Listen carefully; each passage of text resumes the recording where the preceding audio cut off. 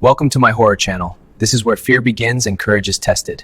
If you think you're brave enough, step inside. Rahul had just arrived in Pune for his college and was assigned to an old hostel that seemed abandoned from the outside. The warden barely glanced at him as he handed over the keys, warning him to stay away from the top floor at night, ignoring the advice. Rahul thought it was just superstition and felt a strange thrill of curiosity instead of fear. The first night, he heard faint footsteps echoing above his room, though the top floor had been empty for years. A chill ran down his spine as the sound grew louder, like someone dragging heavy chains across the floor. Compelled by curiosity, Rahul grabbed a flashlight and decided to investigate despite the uneasy feeling in his stomach. The staircase creaked under his weight, each step sounding like a scream in the silent corridor.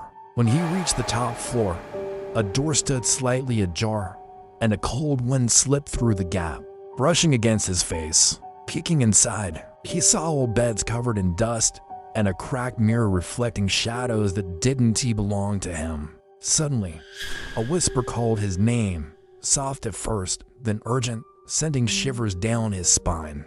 Rahul spun around, expecting to see someone, but the corridor was empty, eerily silent. The room seemed alive with unseen eyes watching him, and the temperature dropped sharply, freezing his breath in the air.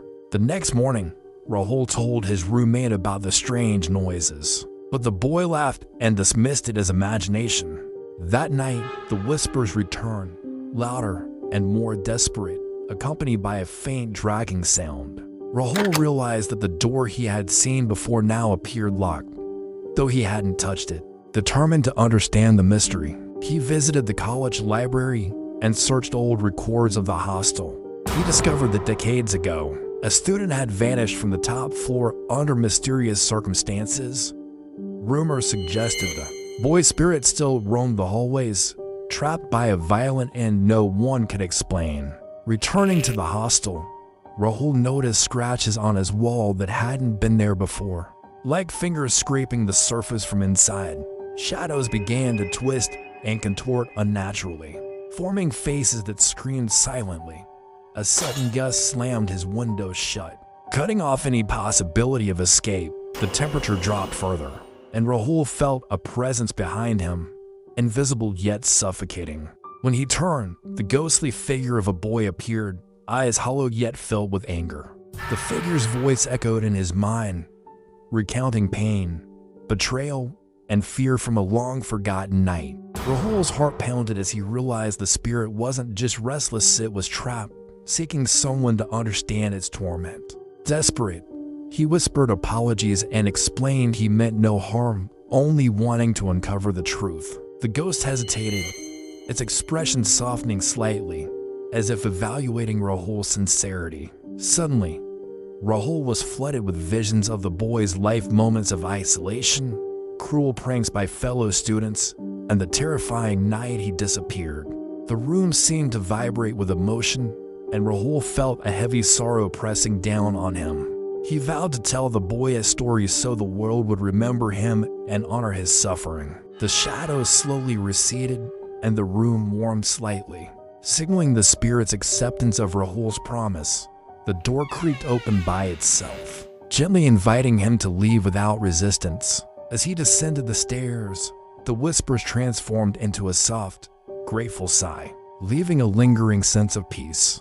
Rahul spent the following days documenting the hostel's haunted history, gathering old students' accounts and forgotten newspaper clippings. He shared the story with the authorities and new students, warning them of the haunted top floor. While the hauntings seemed to end, Rahul knew some spirits waited quietly, only revealing themselves to those brave enough to listen. One rainy night, while Rahul was alone in the common room, he felt a sudden chill as though the spirit was nearby again. Shadows flickered in the corners, moving with a life of their own, and the faint sound of chains dragged across the floor. The hostel seemed to whisper secrets, urging him to stay aware of what lingered unseen in its dark corridors. Rahul returned to his room, flashlight in hand, determined to face whatever awaited him. The air grew heavier with each step, and he realized the walls themselves seemed alive with hidden memories. A figure appeared at the far end,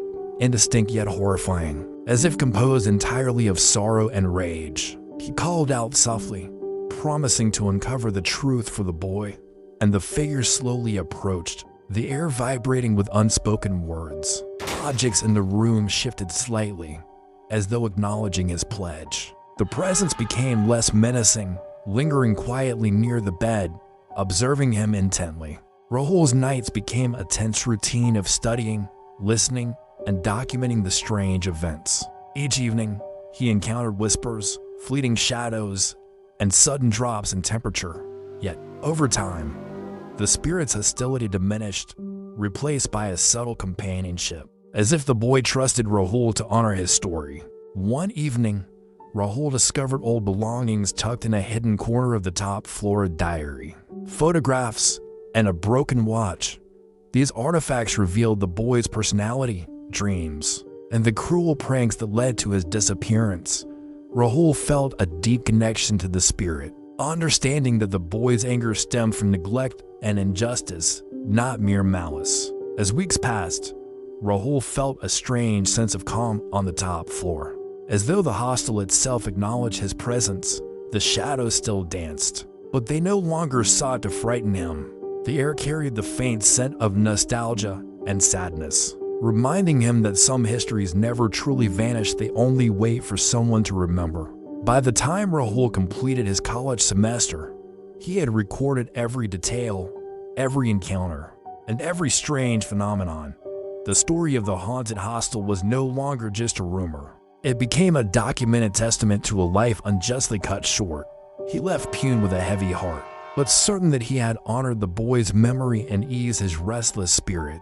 Even years later, Rahul would remember the hostel, the cold corridors, the whispers, and the shadows that taught him courage, empathy, and the weight of forgotten histories. The hostel remained, silent yet alive, a place where the unseen world brushed against the living, and somewhere, in the dim corners of that haunted building, the boy waited quietly, finally at peace. The story ends here, but the fear doesn't. Thank you for watching. Until we meet again in the dark.